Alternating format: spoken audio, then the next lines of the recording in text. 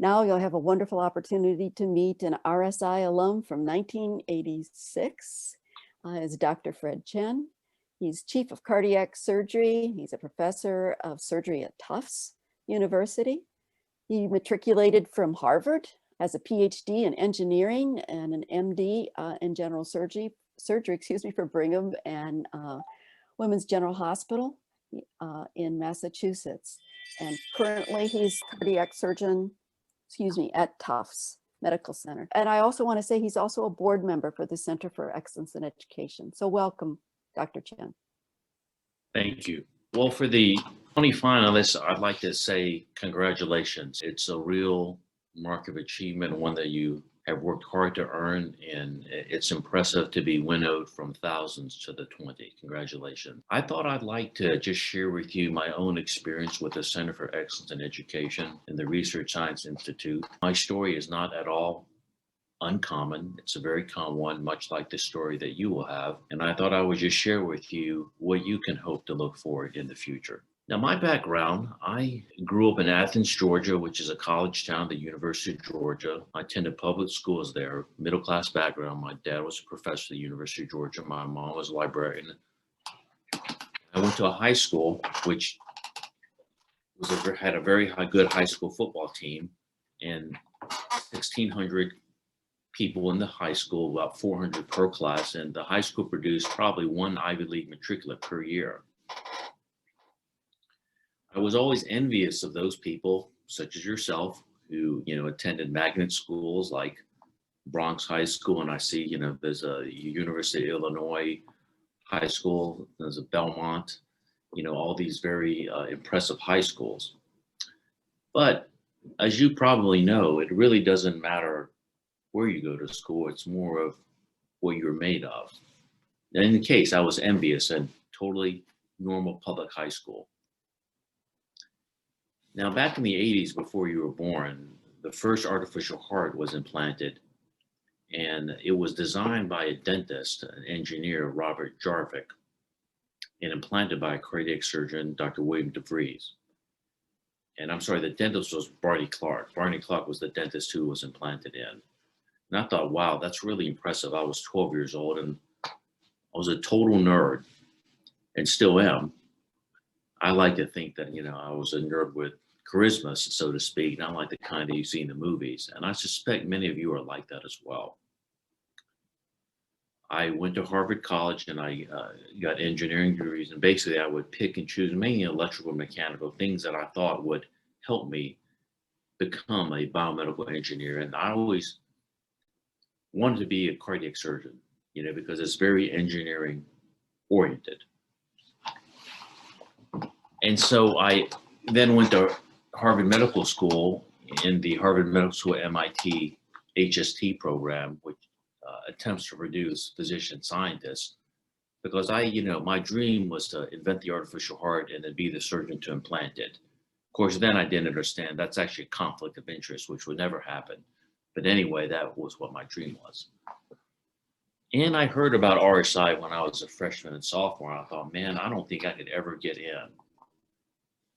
I studied very hard for the PSAT, and the score was sufficiently. So I attended RSI in 1986, and then it was held in the Xerox Training Center in Leesburg, Virginia. Xerox, I don't know if you guys know, it's an old company that made copy machines.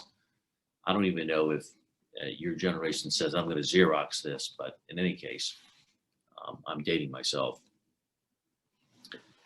It's a long process to become a cardiac surgeon. After medical school, which is 4 years after college, you have to train in 5 years in general surgery.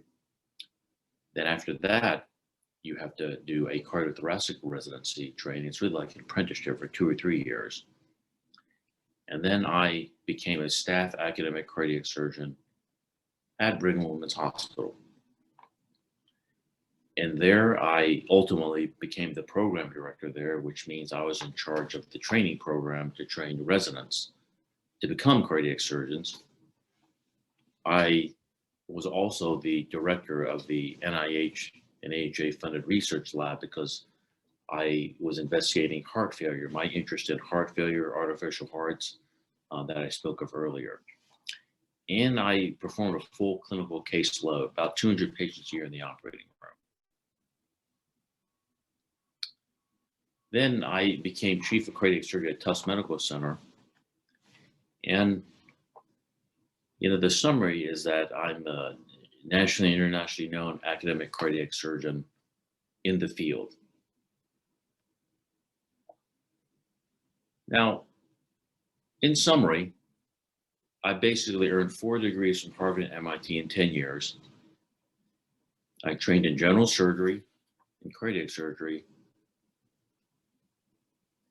at premier Boston Harvard teaching hospitals, and I became a staff member for a decade. But it really remains that the most important educational institution of my life has been the Center for Excellent Education and the Research Science Institute. There's absolutely no question. I've donated more money to the center than any of those institutions I previously have mentioned. Don't tell them that, please. And you are about to be associated with the CE and Center. And what has the Center and RSI meant for me? Well, one very common thing is that, at the RSI, I was exposed to genuine research for the first time. I did an internship at the National Bureau of Standards and saw all my fellow RSI people talking about their projects. And I learned about the scientific method for the first time, probably something you guys already know about since you're the top 20 finalists. Congratulations again. Learned about statistics, critical thinking, even writing. I'm sure that, I learned how that, BS does not help in the real world in scientific writing. BS helped me all the way through high school, but then at the higher levels of actually real research and achievement, you try and cut the BS out in terms of grant writing, for example. And at the center in RSI, I really found opportunities that I could find nowhere else. For example, it was through the center that I worked at NIH after my freshman year on MRI. The center organized a trip, a student exchange, and I actually went to India after my senior year in 1987. And then I worked at Martin Marietta on missile guidance and control after junior year in Orlando, Florida. And then I actually even went to Vietnam in the middle of medical school and graduate school as part of another Center for Excellent Education exchange. And hopefully when COVID goes away, these will all start to be occurring again with the usual frequency. But really, I would have to say more important than all of that is that what the center provides and the research sciences provides is a genuine second family, which is really like the family that you choose for yourself. We are love and know our own families, but here's a genuine chance at a second family that you choose for yourself. Probably in the finalist week, for when you spend 7 to 10 days, you get to meet people who are exactly like you, who enjoy learning and feel that spark of discovery when you learn something new, or you do that proof that you just can't really explain or even probably talk about to your regular peers in high school. And that forms bonds that are really just really unbreakable. In fact, my roommate at RSI became my roommate at Harvard College. And in fact, I was his best man in his marriage. And we're still close friends. Probably talk to him once a week. As you know, the center has a secretive eugenics program where they encourage interbreeding. And so, for example, there's RSI alums who have married each other and produced children who I think have gone to RSI. That shows the kind of closeness of the center. I've met a group of friends through the center that really, that I go and take a travel trip with every single year. And moreover, I confide in these fellow alums things that you would never confide in anyone else. And you'll find that as you get older and older, it becomes harder and harder to make friends. And you've actually, there's nothing like a friend that you make that when you're when you're growing up. Just like I'm sure you guys have read the book, All the King's Men, Robert Penn Warren. There's no friend except like the friend of your youth. And that's very true. And those friends are the friends that populate what I would imagine are the Olympiad, Biolympiad, the Center, and the Research Science Institute. They are a support group, a peer group, a professional group that you are linked to for the rest of your lives, and that will follow you for the rest of your life. And so what I would say to you, the 20 very special finalists, congratulations. You're at the start of a very long, productive academic career, and you have standing right next to you to share in every step in joy and to help you in every step of the way. Michael Zhao, you're never without a question. Why don't you put something in? Or Arthur, some of you, let's hear some questions for, here's one in Q&A. Any more details? The secretive RSI eugenics program. The thing about this very secretive program is that it almost kind of takes care of itself. In fact, you're part of the program right now. When you guys meet in the 7 and 10 and you have the alumni, there's something called the Boston Bash every year. You have these get-togethers. Of course, I say that tongue in cheek, but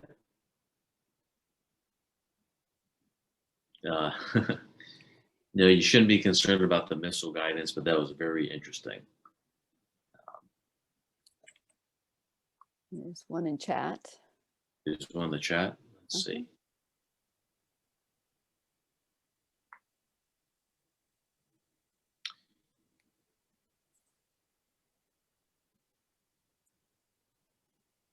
Okay.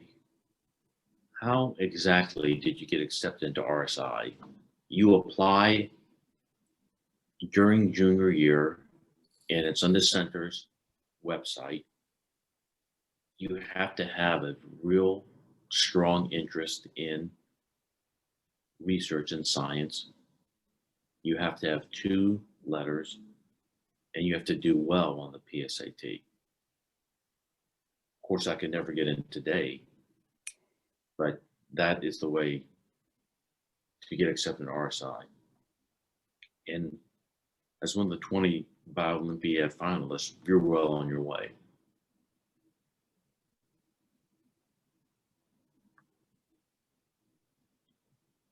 I never wanted to be a strict clinician. This is the second question. What experiences do I think were most formative helping you decide to pursue the degree? I wanted desire to basically move the field forward, to change the world, exactly what you guys want to do. And so I wanted to do research that could help millions of people. As a physician, you can help thousands of people, but I wanted to help millions of people. And so if you can cure heart failure, for example, you're going to affect millions of people. Now, this is a very good question. What are you thinking about when you're performing surgery? Performing surgery is like taking the SAT, with the outcome being the result on a person's life. And so what I try and teach residents is that to think of nothing except the task at hand, to put any and all distractions away, to tie the perfect knot, to be very gentle with the tissues, and to do everything exactly as you see that's necessary for the most optimal outcome. That's actually why, and you see in TV, you'll see in the operating room, some surgeons play music. I actually think that's unethical because certainly 5% of your mind is listening to that music. And if I would had a surgeon operating on my mother or father or wife, I would want 100% of that surgeon's mind on my father, husband, or wife. So what I try and do is think only of exactly what I'm doing in the very moment. I actually, you can do this. The second question, do you know what you want to pursue in a PhD from the start? I knew I wanted to do an MD because MDs really can do research that's equivalent to a PhD. PhD is specialized training, and if you do research in the field, then it can help you. It's a little, we don't have enough time to get the details, but if you have detailed questions, please feel free to email me later and we can set up a meeting. I'd love you to talk about your research a little bit. Let me just check out the question and answer session. Okay. So since there are 2 or 3 questions about an MD and PhD, let me give you the brief overview. If you are a researcher in the medical field, then you would want to have NIH funding, which is a mark of a true and genuine researcher. A PhD will help you only if the research you're going to do in the future is in the same field. So if I do a PhD on, let's say, the molecular biology of cancer, but ultimately my research is on heart failure and the mechanical devices, that PhD does nothing for me. Right? The PhD only helps you if it is in a field similar to the field that you ultimately would do research on. So if you do a PhD, it looks nice because you have 3 more letters after your name. But when you apply for a grant, if that PhD is not in the same field that you ultimately think you're going to do research, it really isn't going to help you. You can do research with an MD degree, which is kind of a nice offshoot, and you can be as serious a researcher with an MD degree as you can as if you had an MD or PhD, but you have to do, let's say, like a postdoc or something. I hope that answered the question. It's a complex topic that probably deserves a little bit more time. And are there any other questions? And Kathy, I'm not quite sure if we have, or we're at the lot of time limit either. I can take 1 or 2 more questions if there are any. If not, I'm sure you're going to get a lot of emails, Fred. Sounds good. Please feel free to email me away. Dr. Chen, there is one question in the chat about how do you get involved in the field of cardiology? Because this person is interested in interventional cardiology.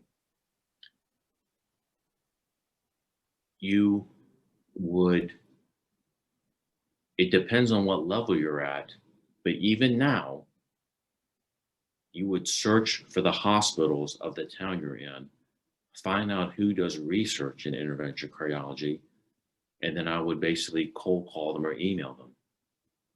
Or if you know the city you're in, then you let the center know, and then you let me know, and I'll see if I know anybody in that city.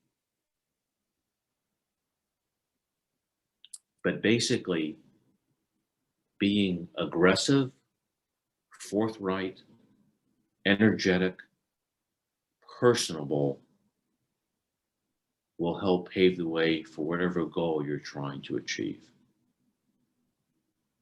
I hope that answered that question.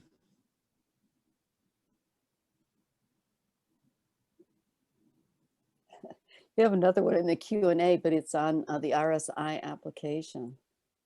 It says, do you know if there are any questions? I don't know, but I mean, if you look on the site now, you could find out. I'm sure they have to have an essay about why you like science or what you're interested in. Probably some of the same questions that related to the Olympiad, I would imagine.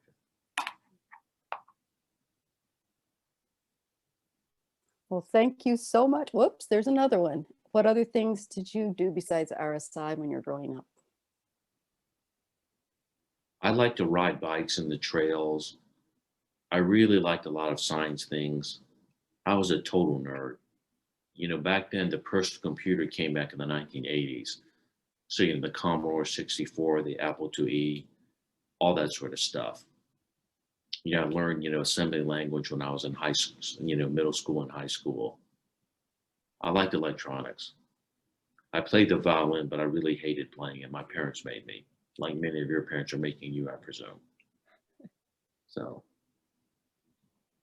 There's I, another question. What kinds of activities did you pursue in college? I pursued, political science writing. I also played in the orchestra there. I did a little bit of volunteer work and community work, but really in college, I just studied. I was a big time nerd. Well, thank you very, very much. You have a great day. Thank you. Yep. Take care. Thank you.